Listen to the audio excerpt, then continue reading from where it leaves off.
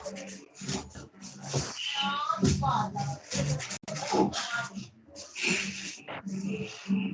आज करेंगे formula test. Formula क्या होते हैं?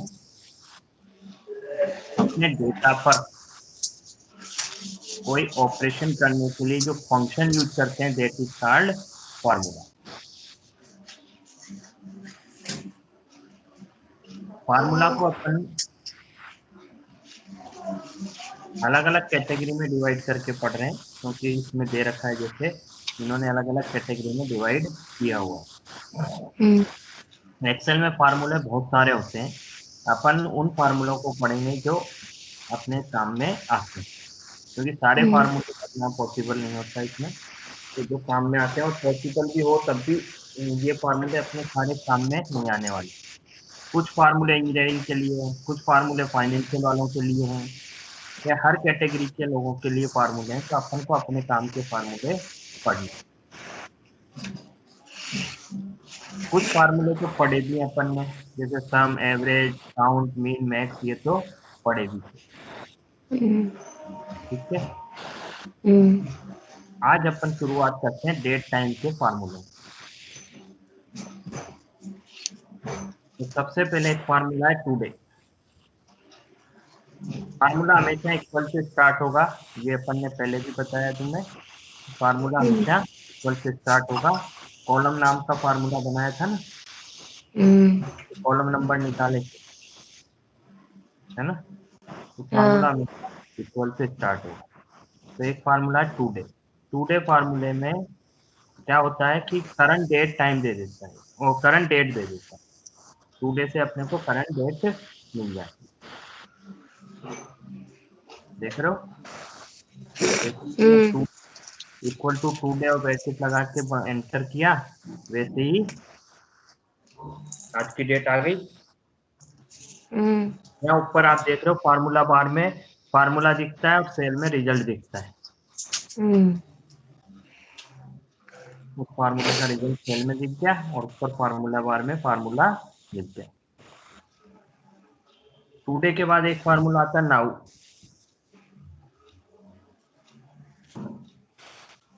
नाउ से डेट और टाइम दोनों मिलते हैं।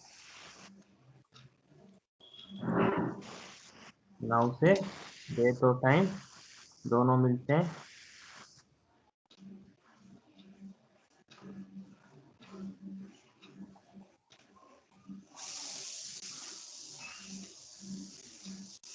इसको दूसरी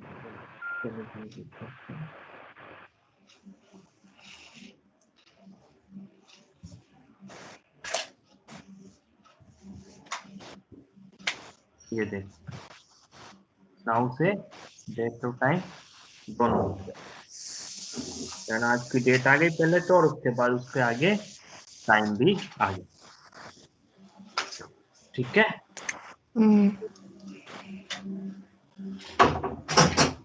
तो इस तरह से अपन डेट और टाइम भी ले सकते हैं और डेट भी ले सकते हैं।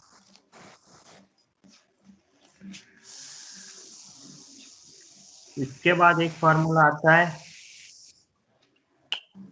वीकडे। वीकडे में क्या होता है कि आपको एक पहले ये भी बताना होता है कि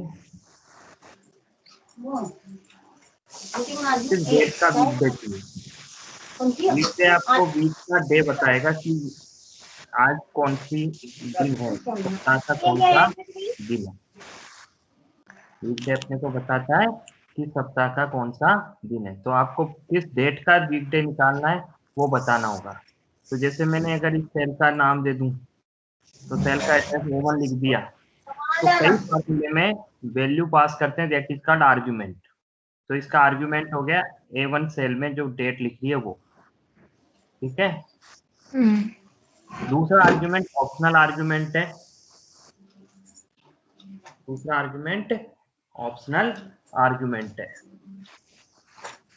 ऑप्शनल आर्गुमेंट का मतलब है इसको अपन देना चाहें तो दो, नहीं देना चाहो तो मत दो।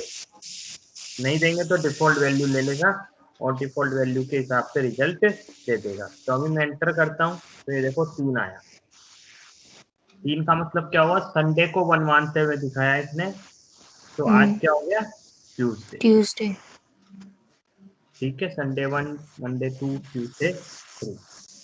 अब इसमें जो दूसरा आर्ग्यूमेंट है वो यही बताता है कि आप किसको 1 मानो। बाय डिफॉल्ट तो संडे को 1 मानते हैं, ठीक है, ये दिखा दिया संडे 1 और सैटरडे 7। लेकिन अगर चाहो नहीं मुझे तो मंडे को 1 मानना है, तो इसमें 2 नंबर पास कर दो, 2 लिख दो इसमें, तो अब मंडे को 1 मानेगा। मंडे को 1 मानेगा तो आज दूसरा दिन है सप्ताह का। तो आप ये कैसे खोला, मतलब मंडे और संडे वाला? जब आप कोमा यहाँ फार्मूला बार में कोमा लगाओगे तो वो अपने आप ही खुल जाएगा। यहाँ पे जब अपन ने कोमा लगाया तो ये अपने आप ही खुल गया, ठीक है। तो इसमें ये वैल्यू पास कर सकते हैं, और इन वैल्यू का मतलब क्या है वो उसने आगे लिख रखा है।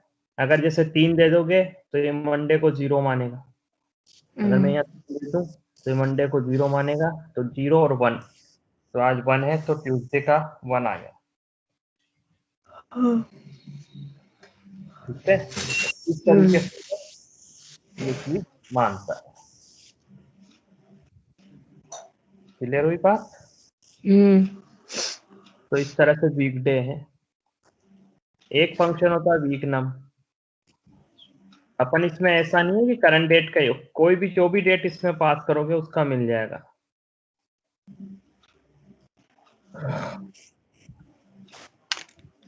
वीक नम ये साल में कौन सा नंबर का सप्ताह ये बताता है। तो जैसे आज का पता करना है तो आज का मैंने दिया, इसमें भी डेट पास करनी होती है, ठीक है। तो ये 47वां सप्ताह है। और इसमें भी दूसरा एक और आर्गुमेंट है जो ये बताएगा कि सप्ताह की शुरुआत किससे कर रहे हो, संडे से, मंडे से, किससे कर रहे हो, ठीक है। तो बाय डिफॉल्ट संडे से शुरुआत करते हुए ये बता रहा है कि ये सप्ताह का 47वां साल का 47वां सप्ताह है, ठीक। तो ये था वीक नंबर। इसके बाद एक फंक्शन आता है मंथ। ये आपको जो भी डेटा आप पास करोगे उसका मंथ बता देगा कौन सा महीना है। देखो इसका फायदा क्या होता है, इसका फायदा ये होता है कि आपका अगर मान लो फॉर्मेट पता नहीं है कि किस फॉर्मेट में डेट डल रही है, तो मंथ फंक्शन निकाल के अपन पता लगा सकते हैं किस फॉर्मेट में डेट डल रही है। क्योंकि यहाँ तो खैर दिख रहा है 17 कोई महीना नहीं होता, लेकिन मान लो मैं 1/2020 डालता या 1/2/2020 डालता, तो ये 1 फरवरी है या 2 जनवरी है, ये इस पर डिपेंड करेगा कि महीना पहले आ रहा है कि डे पहले आ रहा है। DDMMYY है या MMDDYY है ना। तो आप मंथ फंक्शन लगा के पता कर सकते हो इसमें मंथ पार्ट कौन सा है। जैसे अभी फॉर्मेट कौन सा है, MMDDYYYY, ठीक है। इसी तरह एक फंक्शन ईयर भी है, इससे अपन डेट में से ईयर को अलग कर सकते हैं। सूरज डेट में से ईयर को अलग कर सकते हैं, ईयर फंक्शन का यूज करके डेट में से ईयर को अलग कर सकते हैं।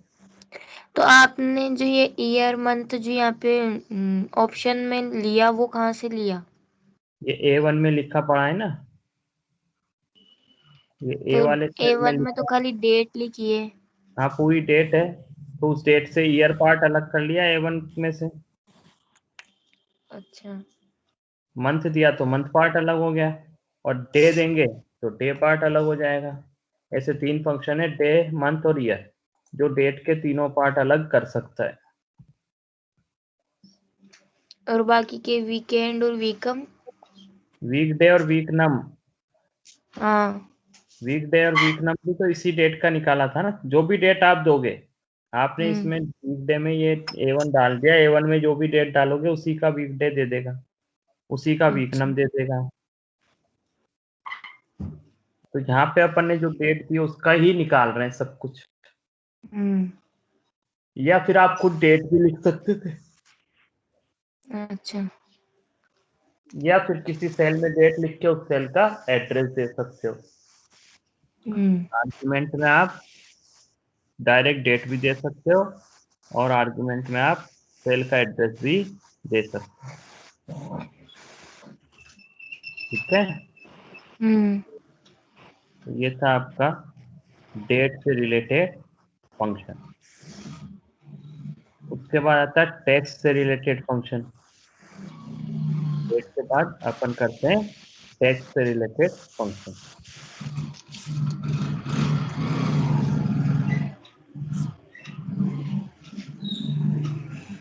तो जैसे मैंने यहाँ पे कुछ भी लिख दिया। पहला फंक्शन तो लेन। आपको ये पता करना हो कितने कैरेक्टर टाइप की है, तो लेन फंक्शन का यूज करके पता कर सकते हैं कि यहाँ कितने कैरेक्टर टाइप की है।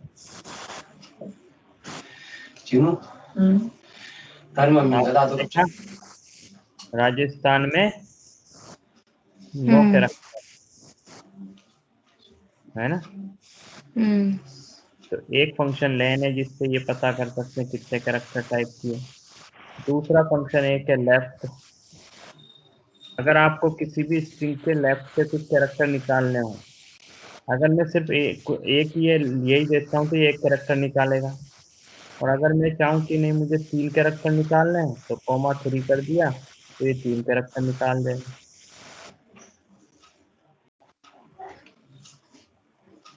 तो लेफ्ट से कितने कैरेक्टर निकालने हैं ये पता अपन इससे लेफ्ट फंक्शन से कर सकते हैं। ठीक है। एक है आपका राइट, ये राइट से निकाल देगा। राइट में भी अगर मैं एक ही कैरेक्टर निकालना है तो ये लिख दूंगा, और एक से ज्यादा कैरेक्टर निकालना है तो कितने कैरेक्टर निकालने, 4 का कहा तो 4 निकाल देगा ये। तो राइट से भी अपन कितने कैरेक्टर निकालना चाहे वो निकाल सकते हैं। एक फंक्शन होता है मिड। मिड में आपको ये भी बताना होगा कहाँ से और कितने निकालने हैं। मैंने कह दिया जैसे तीसरी पोजीशन से 4 कैरेक्टर निकाल दो, तो आर पहली पे था, ए दूसरी पे था, जे तीसरी पे था, तो जे से चालू करके 4 कैरेक्टर निकाल दिए, है ना। एक फंक्शन होता है अपर, तो इसको कैपिटल में कन्वर्ट कर देगा। मान लो आपने स्मॉल में लिखना है और आप चाहो कैपिटल करना तो ये कैपिटल में कर देगा।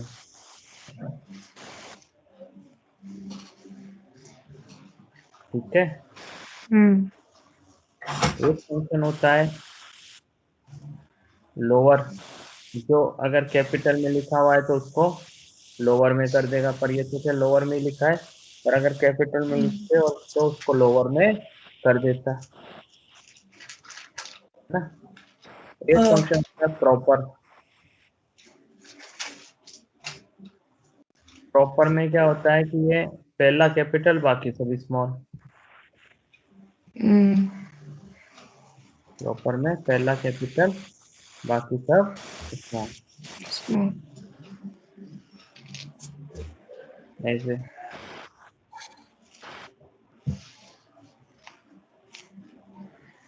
तो ये टेक्स्ट से रिलेटेड फंक्शन थे। वैसे तो जैसा मैंने कहा ना बहुत सारे होते हैं, पर मेनली जो काम आते हैं उनके बारे में मैंने बताया। एक ट्रिम भी होता है। ट्रिम आगे पीछे के स्पेस हटा देता है। एक ही कैरेक्टर को कई बार टाइप करना है तो यहाँ पे REPT फंक्शन यूज कर लो। ये एक ही कैरेक्टर को कई बार टाइप करता है। जैसे देखो REPT, मैंने कह दिया मुझे स्टार टाइप कराना है और कितनी बार, 10 बार, तो 10 स्टार आ जाएंगे, है ना। तो एक REPT फंक्शन। तो इस तरीके से अपन टेक्स्ट का फंक्शन यूज करते हैं। इसके बाद अपन ने ये वाले फंक्शन कर लिए, सम, एवरेज, काउंट नंबर, मैक्स, मिन, ये चीज जो होम टैब में भी ये आते हैं, तो ये अपन ने यहाँ पे करे थे। जो डेटा डाले उनका सम कर लो, एवरेज कर लो, कितने नंबर हैं, मैक्स निकाल लो, मिन निकाल लो, ये अपन ने यहाँ पर करके देख चुके हैं पहले। और भी करके देखना है तो फिर से नंबर डाल के देख लो। वो तो जैसे मैंने 53, 76, 34 याद है या नहीं करा जिसका हाँ, क्या पता है। है। तो जैसे सम करना है, सम लगाया, ये क्या हुआ, तो ये देखो रेंज आ गई, कहाँ से कहाँ का करना है। इस रेंज को अपन कम ज़्यादा भी कर सकते हैं। जैसे अभी तो मैंने ये सब जोड़ लिए, पर मैं चाहूँ कि नहीं मुझे A4 तक ही जोड़ना है, तो यहाँ पे 4 लगाऊंगा, तो ये A4 तक ही जुड़ेगा। लास्ट वाला 61 इसमें नहीं जुड़ा है। 56, 76, 34, 24 तो जुड़ गया, पर 61 नहीं जुड़ा है। क्यों? क्योंकि मैंने A4 तक ही जोड़ा है। A5 करूंगा तब ये जुड़ेगा। ठीक है, तो इस तरह से कम कर सकते हैं। एवरेज करना है तो एवरेज ले लो, मैक्स करना है तो मैक्स ले लिया, तो इसमें जो सबसे बड़ी वैल्यू वो दे देगा। मिन करेंगे तो मिन दे देगा, काउंट करेंगे तो ये कितने नंबर हैं ये दे देगा, है ना। तो इस तरह से ये ऑटोसम वाले फंक्शन यूज कर सकते हैं। तो अपन ने डेट टाइम, टेक्स्ट और ऑटोसम को देख लिया। अब ये लॉजिकल और लुकअप फंक्शन को कल देखेंगे और बाकी चीजें भी कल खत्म करेंगे। तो इसको कल खत्म करेंगे, आज खत्म नहीं करेंगे। ठीक है, क्योंकि ये प्रैक्टिस की चीज है, इसकी